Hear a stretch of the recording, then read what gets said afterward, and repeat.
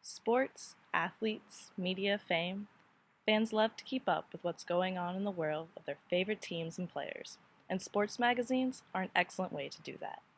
From personal fitness to public stars, magazines give their readers information about who's at the top of their game and how you can dream of joining them. These publications show us stats, stories, and workout routines. But are they also teaching us something else?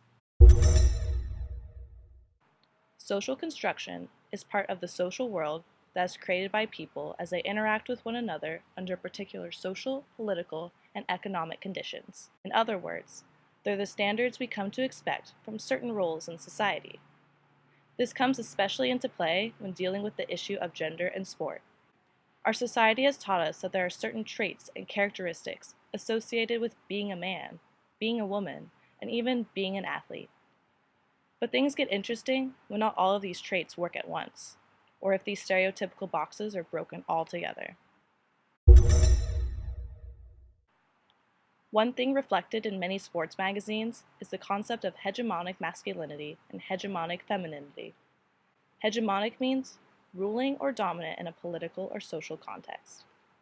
With the idea of masculine or feminine, this means there are certain gender expressions that are more valued and accepted than others. Certain ways of being a guy and being a girl are more supported by society. Traditionally, this means that men are supposed to be powerful, strong, and aggressive, while women are supposed to be things like mild, dainty, and non-threatening. In this most recent cover of Men's Fitness, we can see a lot of evidence towards hegemonic masculinity. There's in-your-face articles like Get Ripped Now and 4-Week Super Shred. Getting in shape is about being powerful, and powerful is about being a man. This hypermasculinity is also shown in regards to sexual power, as the blunt headline of Flip Her Sex Switch shows. This is related to the concept of masculine capital, which is the idea that men must consistently perform masculine activities in order to prove their manliness. These manly actions collect in a type of reputation currency, and magazines like this are describing the kinds of acts needed to collect that capital. On top of all these aggressive sayings and actions, the featured cover photograph is Game of Thrones actor Nikolaj Coster-Waldau holding a sword. This is notable because swords are well-known symbols for war, power, and dominance. All of the ideas help build up this image of an ideal man.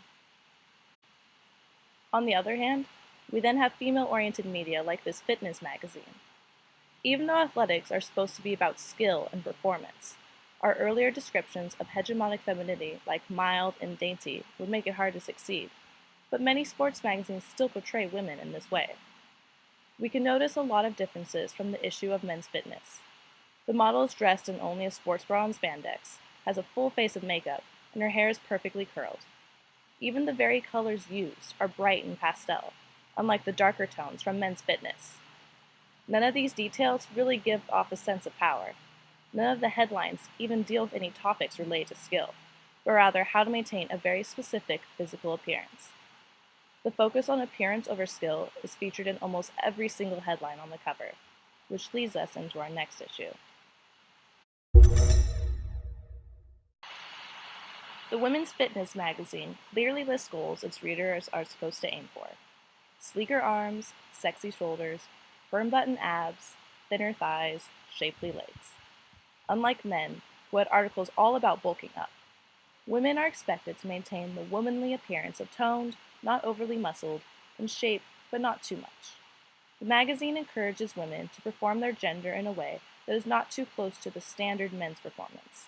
But an interesting case of this line being finely walked can be found in Sports Illustrated's coverage of UFC fighter Ronda Rousey. On the cover, Rousey stands in a much more powerful pose than her counterpart on the Women's Fitness magazine. The main article's title is, Ronda Rousey is the world's most dominant athlete. It appears to be right away giving credit to her skill as an athlete, instead of something superficial like her looks. But strangely enough, the inside of the magazine seems to tell a slightly different story. The main photo of the inside spread has Rousey in traditional female signifiers like heels and lace.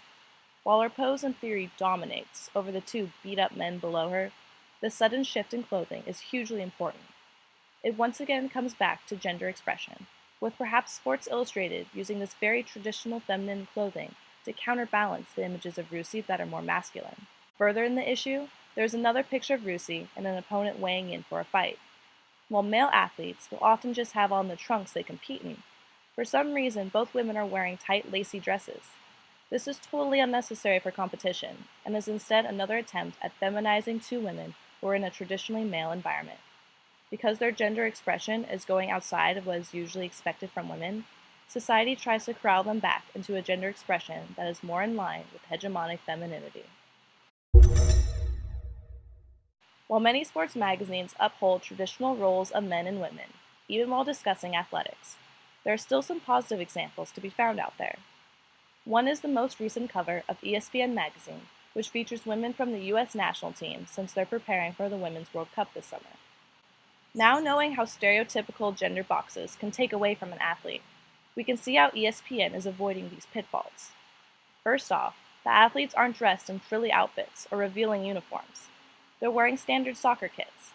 Also, the women aren't in dainty poses, but instead dynamic ones like jumping, fist pumping, and shouting. This cover shoot is treating the players simply as the excited, engaged athletes they are before they go off to represent our country. ESPN isn't giving in to hegemonic expectations. Media reflects culture biases and social expectations in order to sell their product to the widest available audience. But when sports magazines give in to hegemonic ideas of masculinity and femininity, it takes away from the focus on these people's athletes, and instead focuses on how they perform their gender.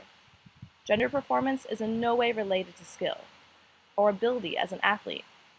Ronda Rousey shouldn't have to put on a dress to soften how powerful she is, and men shouldn't be pressured into hyper-masculine expectations in order to prove themselves every day. One of the main reasons people love sports is because it gives us a chance to use our bodies, test our limits, and engage with other sport lovers around us. So next time you pick up a magazine, maybe you'll think of a few new things. Magazines try to sell us on ideals through pictures and phrases. What ideals is this magazine trying to sell you? How does a sports magazine depict its male athletes, female athletes? Are there any differences? Do these differing images reflect how society treats men and women? How does this different treatment impact real people in their day-to-day lives? Sports, athletes, media, fame. Sports magazines try to show us a lot of different things, and they're more than just a picture on a cover.